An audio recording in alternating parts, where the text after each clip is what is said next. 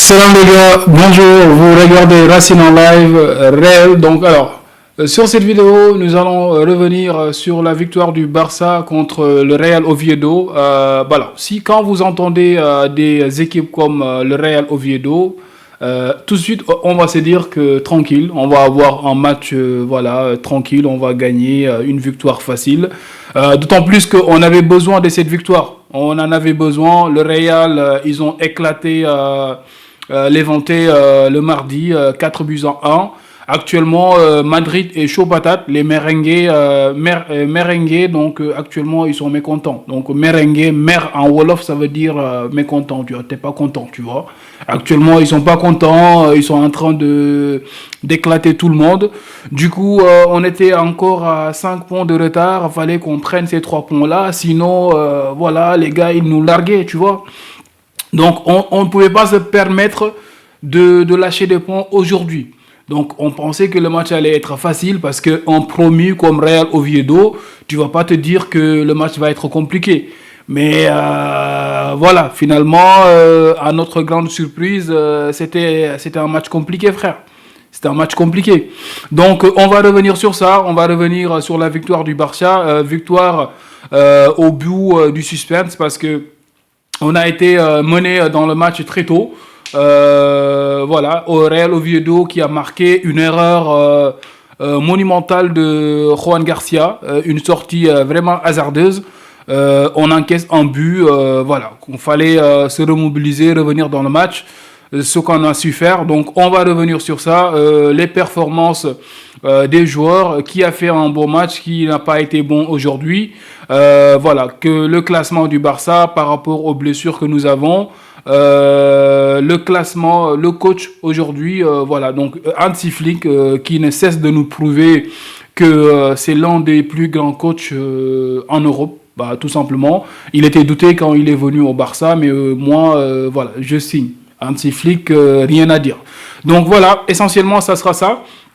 On avait besoin de cette victoire, on l'a obtenue. Le Real Madrid actuellement, voilà, ils sont en train de rouler en croisière tranquille. Actuellement, Kiki, il est pas content parce que sa saison dernière, voilà, actuellement, il est septième, je sais pas, sixième au Ballon d'Or. Il n'est pas content. Il claque ses buts. Il est actuellement chaud patate. Comment on l'appelle, Donatello actuellement là, il sort les épées du Tortue Ninja actuellement là, c'est des buts sur buts. Mais bon, on faut pas qu'on laisse le Madrid s'éloigner parce que le championnat, tous les points comptent actuellement, frère. Tous les points comptent. On ne va pas vous laisser nous distancer, frère. Il n'y a pas moyen. Il n'y a pas moyen, frère. Non, non, non, non. Ça, on ne peut pas l'accepter, frère. Ça va pas se passer comme ça. On vous met la pression. Samedi à 15h, vous avez Atlético de Madrid. Atlético de Madrid, tu vois, vous-même, vous savez, c'est l'équipe de Diego, El Diego Simeone. Toi-même, tu sais, frère. Il va venir, il va garer son bus, il va te laisser faire tes trucs là. Et il va te sortir quelque chose à la fin. Liverpool, la Ligue des Champions, là, ils ont eu de la chance. Hein. Atlético, ils allaient faire comme d'habitude. En tout cas, j'espère que l'Atlético va bien s'occuper de vous. Comme ça, on va recoller au classement. Voilà, donc en tout cas, voilà, fallait qu'on remette un peu la pression sur Real, même si, voilà, actuellement, c'est eux qui sont devant, c'est eux qui nous mettent la pression, parce que, voilà, on n'a pas le droit à l'erreur, sinon ils vont nous dévancer. Donc, la victoire était obligée. Du coup, le match a commencé, voilà, donc tranquille, le Barça en 4-2, comment on appelle son classement, le classement à l'habitude, hein, 4-2-3-1. On a derrière Kobarsi et Araujo, sur les ailes Eric Garcia et Gérard Martin. Koundé était sur le banc, j'en sais pas la raison, peut-être que pour le reposer un peu. Dimanche, on a un autre match, la semaine prochaine, c'est la Ligue des Champions. Voilà, donc du coup, au milieu, c'était Casado et à la place de De Jong, aussi pour le reposer, j'imagine, parce qu'on a pas mal de blessures. Pedri, voilà, donc Pedri toujours, on a élément essentiel qui a encore fait un match magnifique, El Maestro Pedro. le maestro. Euh, et devant, on avait Olmo en numéro 10, Rafinha côté droit, Rashford côté gauche et Ferran en ponte. Donc Oviedo qui a amené un 4-4-2 à plat, un système un peu défensif qui a payé du coup, à mon avis, parce que voilà, le match, on contrôlait le match. Oviedo, ils sont venus, ils n'étaient pas timides, ils jouaient bien au ballon, ils ressortaient bien en contre. Voilà, la possession était Barcelone comme d'habitude. Hein, on garde la balle, on essaie d'imposer notre jeu, d'imposer notre style. Au Real Oviedo, ils arrivaient à sortir en contre avec Rondon et Hassan sur les côtés et tout ça. Donc, ils ont pas mal joué de coups en première mi-temps. D'ailleurs, voilà, ils ont été un peu dangereux. Je trouve qu'en première mi-temps, ils ont été même plus dangereux que nous. Parce que les seules occasions qu'on a eues en première mi-temps, c'est l'occasion, le centre de Rafinha sur une déboulée côté gauche de Rafinha qui centre pour Rashford qui reprend, le gardien qui s'interpose bien. Et l'autre, c'était une frappe de Rafinha qui est sur le poteau. Donc, voilà, on aurait pu marquer sur ces deux occasions-là, mais manque de chance. On n'a pas pu marquer. Juan Garcia, qui jusqu'à présent est irréprochable, qui est en train de faire une saison, il faut le dire, hein, une très très belle saison, une saison exceptionnelle. On a un gardien de classe mondiale, on peut le dire, hein, parce que voilà, quand on l'a acheté, l'Espagnol de Barcelone, ils étaient pas contents parce que c'est le rival. Ils pensent que ce sont des rivales, mais ce ne sont pas des rivales du Barça. Hein. Vous pensez que vous êtes des rivales du Barça. Vous pouvez toujours être, soyez là-bas à penser que vous êtes des rivales. Quand on part à votre stade, vous essayez de jouer les mécontents et tout ça. Là, ça c'est votre problème. On a pris votre gardien, il est bon et on est content. Voilà, l'histoire est finie, frère. Mais aujourd'hui, Garcia, il a failli nous jouer en mauvais tour parce que voilà, il nous a fait une sortie, une sortie hasardeuse, vraiment hasardeuse, frère. Il est parti vraiment en pique-nique avec sa thermoussière, son comment on appelle ça, son parachute, je sais pas si c'est un parachute, je sais pas, moi je m'en fous. Il est sorti vraiment loin de ses cages, disons, il était hors de la surface. Le mec, déjà, je sais pas qu'est-ce que tu fais là-bas, parce qu'il n'y avait pas lieu. Il y a déjà tes défenseurs, il y a Koubarsi qui était bien placé, il y a pas mal de monde devant, et Gérard Martin et tout le monde, ils étaient là-bas. Et toi, tu sors hors de ta surface. Non seulement tu prends le ballon, tu devances, je pense qu'il a devancé Martin, il a pris la balle, parce que Martin, il voulait contrôler tout ça. Moi, quand je me dis que tu es gardien, tu es le dernier rempart. Si tu perds la balle, on est foutu. Logiquement, quand tu n'as pas de solution de passe, tu dégages, tu sors la balle en touche, tu donnes un ballon assigné pour un fan dans les tribunes ou quelque chose comme ça. Ou bien même si tu peux le sortir de l'estade, tu le sors de l'estade. Toi, tu fais une passe dégueulasse là à Marc Casado qui n'arrive pas à contrôler le ballon. Et Campos, je ne sais pas comment il s'appelle là, il contrôle le ballon, il enroule tranquillement, on encaisse un but con. Et là, on est sous pression. Frère, on est sous pression parce qu'on domine le match, on n'arrive pas à concrétiser nos occasions. Les deux seules occasions qu'on a eues, on ne les a pas marquées. Marcus Rashford et Rafinha et Pedri, c'est les seuls qui étaient bons en premier mi-temps, à mon avis. Voilà, donc on encaisse un but con. Là, la pression était sur nous parce qu'on se devait de revenir dans ce match-là. On ne pouvait pas se permettre de perdre des points aujourd'hui.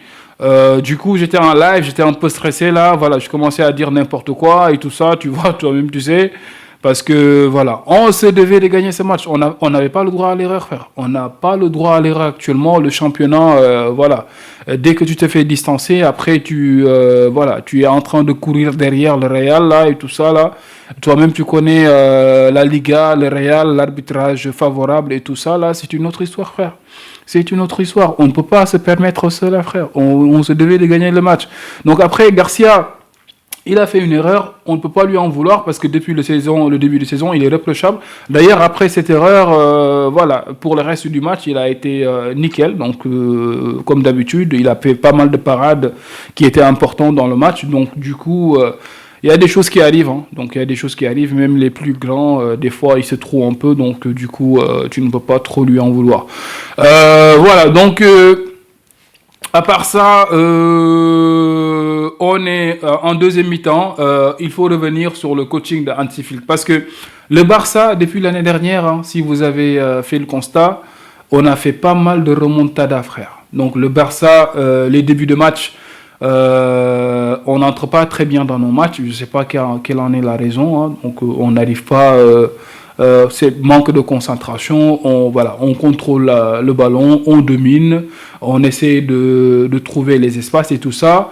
Aujourd'hui, c'était pareil. Oviedo, compte tenu de leur classement, ils étaient bien en place, ils fermaient bien les espaces, ils étaient en 4-4-2. Du coup, ils arrivaient bien à densifier le milieu. Derrière, c'était bien compact avec Bailly et tout ça. Donc, ils arrivaient bien à couvrir. On n'avait pas d'espace. Voilà, on essayait de passer sur le côté. Marcus Rashford, que j'ai trouvé pas mal d'ailleurs aujourd'hui. Rafinha... plus ou moins, Olmo, sa première mi-temps, inexistant. Ferran Torres aussi, sa première mi-temps, il était inexistant. Du coup, c'était compliqué, frère. Mais depuis l'année dernière, le gars, il analyse bien le match. En deuxième mi-temps, tout de suite, il te sort Casado, il amène De Jong. De Jong qui vient, le jeu, il est plus posé. Le gars, il contrôle la balle. Ça permet à Pedri de souffler un peu. Parce que voilà, donc De Jong, c'est un magicien irlandais aussi, hein, ne l'oubliez pas. De Jong, c'est pas n'importe qui, mon frère. C'est pas n'importe qui. Frankie, c'est le petit-fils de... comment il s'appelle? Johan Cruyff, mon frère. C'est le petit-fils de Johan. Donc, il faut le respecter. Il faut respecter le gars. C'est un magicien, Khoya. Wallah. Je te le dis. Alors, entrée exceptionnelle de la frappe de Frankie. Il entre, voilà, le tempo, il est tout de suite, on le sent sur le jeu, les passes. Casado, oui, il a l'impact physique et tout ça, mais je pense que depuis son retour de blessure, il est en manque de rythme. Du coup, le Casado qu'on connaissait la saison dernière, le Casado du Classico Real Barça, on n'a pas encore ce Casado là, si on se dit la vérité. Donc il est bon le Casado, mais actuellement il n'est pas à sa top forme, disons.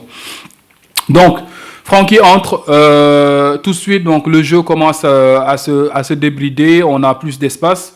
Araujo, première mi-temps aussi, il était dégueulasse, il faisait beaucoup de fautes, il s'accrochait beaucoup aux attaquants de Oviedo. Mais sa deuxième mi-temps aussi était nickel. Donc sur une déboulée côté gauche, il joue comme on Dembélé, hein, on lui donne la balle, il déborde, centre ras de terre en retrait. Ferran, je ne sais pas qu'est-ce qu'il nous fait là-bas, là. Eric Garcia qui traîne toujours au deuxième poteau. Lui, ses buts tout le temps, c'est comme ça. Il traîne au deuxième poteau.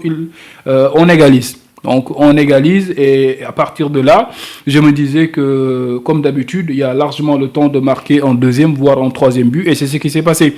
Donc tout de suite après, coup de génie encore de Hansi Flick, comme je vous disais. Donc pour moi, c'est le meilleur coach en Europe. Au Bayern, il a été critiqué. On disait toujours que sa première année, il est top. Sa deuxième année, c'est des flops. Sa deuxième année, pour le moment, c'est pas un flop du tout. Donc le gars, il est en train de confirmer tout le bien qu'on pense de lui. Entrée de Lewandowski à la place de Rafinha. J'étais pas content par rapport à ce changement-là. Je me disais qu'il fallait mieux sortir Ferran à la place de Rafinha. Rafinha, je sais pas s'il est blessé, j'en suis pas sûr. J'ai pas l'impression qu'il est blessé, mais à mon avis, c'est juste un coup de génie de Hansi encore. Donc qui sort Ferran. Tout de suite après, quelques phases de jeu, Frankie met une passe délicieuse à Leva qui reprend de la tête 2-1. Voilà, donc la différence, c'est ça. Ferran, il était là à traîner pendant tout le match. Voilà, des fois, Ferran, il est bon. Quand il n'est pas bon, il est dégueulasse. Ça, c'est moi qui le dis. Quand il est bon, il est bon. Quand il n'est pas bon, il est dégueulasse. N'importe quoi, frère. Wallah. Mais bon, tout est bien qui finit bien, donc on s'en sortait très bien pour ce match-là. Entrée magistrale de Francky, vraiment j'ai aimé ce que j'ai vu de la part de Francky aujourd'hui. Sa passe, elle était sublime. Son entrée de jeu a permis le jeu de respirer. Olmo, il était inexistant. Pas du tout, on ne le voyait pas, hein, frère. Il était là-bas, oui, bien, il était dans le jeu, mais bon, il n'y a pas d'impact significatif qu'on pouvait sentir de la part de Olmo. Pedri, c'est Pedri, hein, c'est le maestro, mon frère. Toujours au top, frère. Toujours au top. Comme j'ai dit dans le live, on était en live. D'ailleurs, n'hésitez pas à vous abonner. La chaîne, c'est Racine en live. Abonnez-vous, activez la cloche de notification. Donc, comme ça, dès qu'on sera en live, vous serez au courant. Voilà. Donc, le maestro nous a sorti un chef-d'œuvre, comme d'habitude, le meilleur milieu de terrain au monde. C'est moi qui le dis, je l'assume. Donc, voilà. Si vous n'êtes pas content, vous faites ce que vous voulez. Je m'en fous. On est ensemble. Je déconne, les gars. Voilà, donc c'était un bon match, les gars. C'était vraiment un très bon match. Voilà, j'ai adoré parce qu'Oviedo, ils n'ont pas froid aux yeux. Ils jouaient, même si leur système il était défensif. Donc ils procédaient en contre. Quand ils avaient des opportunités, ils attaquaient à fond. Ils y allaient, donc ils n'avaient pas peur. Du coup, la deuxième mi-temps, l'arbitre a beaucoup laissé jouer. Il y a pas mal de fautes, donc. Je sais pas où il avait les yeux, mais bon, la deuxième mi-temps était un peu haché à mon goût. Mais bon, de toute façon, un bon match, un coup de génie encore de la part de Cher, voilà, Annecy, qui nous sort un coup de génie, c'est remplaçant au top encore. Donc, on décante le match, on a les 3 points, on recolle au classement, tout est bien. Qui finit bien. Donc, on laisse Real se débrouiller avec Atlético. Le dimanche, on a la Real Sociedad. J'espère qu'on va gérer ça tranquille. On sera en live. Ne le loupez pas. De ce fait, voilà. Voilà. Donc, actuellement, on a pas mal de blessés. Hein. Lamine qui va revenir le 29. Gavi, 6 mois. Bah, c'est beaucoup. Mais bon. On le souhaite un très bon rétablissement. Ter Stegen en décembre. Ter Stegen, si tu veux, tu peux résilier ton contrat et partir. Mais bon, je déconne. On n'est pas des ingrats à Ter, même s'il y a des hauts, il y a des bas. Voilà. Il nous a valu pas mal de beaux jours quand même. Mais bon, bref. Ter, c'est Ter, mon frère. Sa situation, elle est un peu compliquée à expliquer. Ter, mon frère. À part ça, il y a aussi Firmine qui est blessé, donc je pense qu'il sera 3 semaines d'absence. Donc voilà, l'essentiel c'est ça. C'est ça, frère. Donc on a eu les 3 points, c'est dans la poche.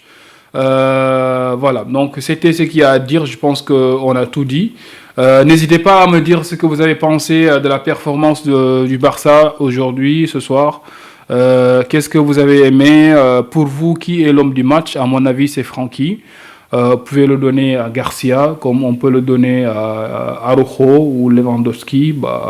Chacun a son avis, mais pour moi, c'est Francky. Donc, Francky, il est rentré, les débats étaient clos, donc tout le monde a pris ses affaires, tout le monde est rentré chez soi. Tranquille, frère. Tu sais, frère. Voilà, donc voilà. C'est Racine en live. Abonnez-vous, likez, activez la cloche. Je vous souhaite une très belle soirée. I'm out, guys.